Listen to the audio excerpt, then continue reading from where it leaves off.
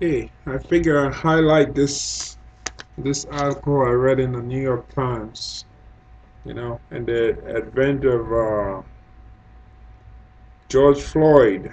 We get a lot of noise. Breonna Taylor. Here's a family out in the boondocks, rural area. We usually don't hear much going on out there. So a family cries justice for Hannah. Well, its rural town listen. People in rural areas are killed in police shootings at about the same rate as in cities, but victim families and activists say they have struggled to get justice or even make themselves heard. You see, justice for Hannah. We need answers. No justice, no peace. All right. We are doing we are just doing it all on our own, said Amy Fizer, whose daughter Hannah was shot and killed by a sheriff's deputy in Sedalia, Missouri. 7 weeks, Sedalia, Missouri. 7 weeks had passed and still there were no answers. So once again, a small cluster of friends and family gathered in the leafy courthouse square and marched for Hannah Fizer, an unarmed woman shot and killed by a rural Missouri sheriff's deputy during a traffic stop. Say her name, Hannah. Prosecute the police. Their chants echoed protests over police killings in Minneapolis, Louisville, Atlanta, and beyond. But this was no George Floyd moment for rural America. Though police in rural areas People in rural areas are killed in police shootings at about the same rate as in cities. Victims' families and activists say they have struggled to get justice or even make themselves heard. They say extracting changes can be especially tough in small conservative towns where residents and officials have abiding support for law enforcement and a leery of new calls to defund the police. It's like pulling teeth, Miss Fizer's mother, Amy, said. The deputy who shot Miss Fizer has not been charged or disciplined, and Miss Fizer's parents say they have not received any updates about the investigation into her June 13th death. They said that investigators never interviewed them and that the sheriff declined to tell them the name of the deputy who shot her. Over the weeks, the rallies for Ms. Fizer tapered from 100 protesters to a couple dozen. Every Saturday morning, they waved signs and asked passing cars to honk in support of the 25-year-old woman with a big grin and flower tattoo who loves swimming and Chinese takeout and dreamed of having children and of a larger life beyond her night shift job at a gas station. Her family and friends have become her movement. We are just doing it all on our own, Amy Fizer said.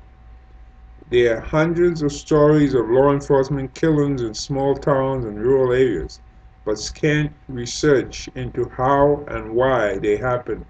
One analysis by 538 found that between 2013 and 2019, there was a slight rise in shootings by officers in rural and suburban areas and a decline in big cities. Experts say rural shootings may be tied to higher rates of gun ownership, a lack of mental health services, or insufficient training for officers responding to people in crisis. Ms. Fizer's parents said they know only the barest facts about what happened the night she died. And here's Jessica Fizer, Hannah Fizer's cousin, led a march through downtown Sedalia. Activists say they have struggled to make themselves heard in small town. She spent the last day of her life splashing around in a kiddie pool with her best friend, Taylor Browder, and Miss Browder's young children, talking about life and her future in Sedalia, an old railroad town of 21,000 people that is home to the Missouri State Fair. Miss Fizer had attended the Sedalia Police Department's Citizens Academy in 2016, but quickly decided she did not want to become a cop. She sometimes talked about working as a parole officer. Ms. Browder said that Ms. Fizer headed home to the apartment she shared with her boyfriend to take a nap and shower before her overnight shift at the Eagle Stop gas station on the western edge of town. About 10 that night, a Pettis County Sheriff's deputy pulled her over for speeding. In an interview, Sheriff Kevin Bond said that the deputy met with verbal resistance when he walked up to Miss Fizer's car, and he told investigators she claimed she had a gun and threatened to kill him. Ms. Fizer's friend and family have a hard time believing that. Ms. Fizer's boyfriend owned a gun, they said, but in a conservative county where the Second Amendment is sacrosanct, Ms. Fizer did not like guns or carry one.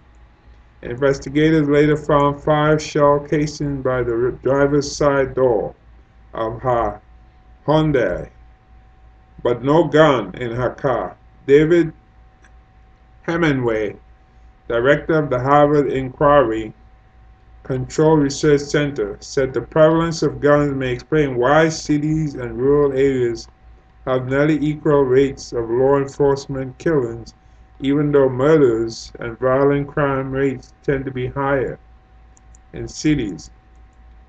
More than half of the people fatally shot by rural officers were reported to have a gun, according to a 7-year tally by Mapping Police Violence. Ms. Fizer was among the roughly 10% who were unarmed. Ms. Fizer and the deputy who shot her were both white, a common dynamic in shootings that occur in overwhelmingly white, rural parts of the country. Black and Hispanic people are killed at higher rates than white people in rural areas, but the demographics of rural America mean that about 60 to 70% of people killed by law enforcement there are white, according to an analysis by Harvard researchers. Unlike in other cases that have galvanized efforts to change policing, there is no body camera footage of the shooting. The sheriff's office stopped using body cameras after software problems and a crash on the hard drive that recorded the data. Fixing it was just cost prohibitive for a rural sheriff's office where money is tight and starting pay for deputies is $26,000, Sheriff Bond said. Sheriff Bond said there had been no prior use of force complaints against the deputy who shot Ms. Fizer. The deputy, who has not been named, was put on paid leave, and the sheriff said he immediately called on the Missouri State Highway Patrol to handle the scene and investigate the shooting. The Highway Patrol finished its investigation last week and handed over a report to the Pettis County prosecuting attorney, who had a special prosecutor appointed. Ms. Fizer's family said they have not been told about the results of the report and have been following developments through the news. If this would have happened in the city, something would have been done by now, said Haley Richardson, a friend who said Ms. Fizer was kind-hearted and stood up for vulnerable people. We are going to stay out here. We just want answers. And to show Hannah Fizer's grave site in Marshall, Missouri, her parents said they know only the buried facts about what happened the night she died. Ms. Fizer's relatives said that a divide in money and class between them and authorities in Pettis County had made them feel like second-rung citizens. Ms. Fizer was not rich, and members of her family had been in and out of prison and struggled with drug addictions. If you're on the outer fringes of society, you'll know, Amy Fizer said. They'll pull you over, they do what they want, when they want. Some of Ms. Fizer's friends and relatives said they had already been outraged by Mr. Floyd's killing in Minneapolis police custody, which happened about 3 weeks before Ms. Fizer was shot. They joined Black Lives Matter rallies as the moment spread throughout small towns across America.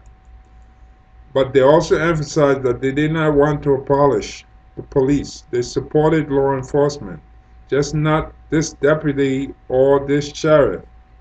The aftermath of the shooting led to calls for Sheriff Bond to resign and prompted a police sergeant in suburban Kansas City to challenge the sheriff in November's election. You have law enforcement running around without any body cameras, dash cameras, the minimal equipment, said the challenger, Brad Anders, who lives in Sedalia. The investigation, whatever it may reveal, is never going to be enough. There are questions that will never be answered. The anger over Ms. Fizer's death exploded on local Facebook groups. Sheriff Barnes said people had threatened to publish his home address and harass and threaten a deputy and his family. And he warned that instigators were using Ms. Fizer's death to sow social chaos. When a statue of World War One doughboy infantryman honoring veterans was vandalized in July in the town square, an incident unrelated to the protest from Ms. Fizer, his officers opened an investigation and arrested an 18-year-old vandalism charges. You want this to continue and cause irrevocable harm to our community? The sheriff wrote. Are you willing to allow Pettis County to become the test project for some social justice experiment for rural America? Ms. Fizer's father, John, had complicated feelings about the upwelling of nationwide anger at the police. He was angry. He wanted justice for his daughter, but he counted himself as a conservative Republican and worried that the protests in Sedalia could be co-opted by left-wing outsiders, a pervasive but largely unfounded fear in small towns after Mr. Floyd's killing. In a Facebook post, Mr. Fizer wrote that he did not want Antifa-type outrage here in our quiet hometown. I love my law enforcement, he said. I'll hate to think we'll be without them. Well, okay, this is me talking now. Well, that's kind of crazy. You may love your law enforcement, but your 25-year-old daughter is dead, mister, you know, by the hands of law enforcement. And she was driving home at night, you know, to go take a nap so she can go to work later that evening for the night shift. And she was pulled over by the police for speeding. I mean, come on now. You pull somebody over for speeding and all of a sudden that person says, oh, you know, I have a gun, I'm going to shoot you. And everybody who knows the 25-year-old woman said, no, that's not her character. That's out of character for her. She doesn't even care for guns. She doesn't even own a gun. but yet she's threatened to shoot the police over speeding. None of that makes sense. None of that makes sense at all. And I really hope that, I read the story and I find it very disturbing. Because I know if it happened here on one of the black community, people will be crying out about it. And I think it's only fair that there should be justice for this young woman. This is really ridiculous. That you could shoot somebody in the middle of the night and just say, well, she threatened to pull a gun. You find 5 casings, yet there's no gun. You know, 5 casings, 5 shells near the car. Who put them there? It looks like it was planted evidence. She sure did, she sure didn't have a gun. So why would it be there? And then all of a sudden, she's threatening she's going to shoot the cop.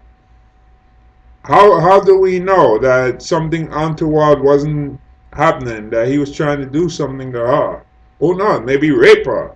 We'll never know. And there's nothing, and it's his word. And the only other witness is dead. So that's definitely not right. There's something wrong with this story. And her father needs to change his attitude about Antifa and all this nonsense, about defending and the police, so we need the police and so forth. Mister, your 25-year-old daughter is dead, okay? Dead at the hands of the police.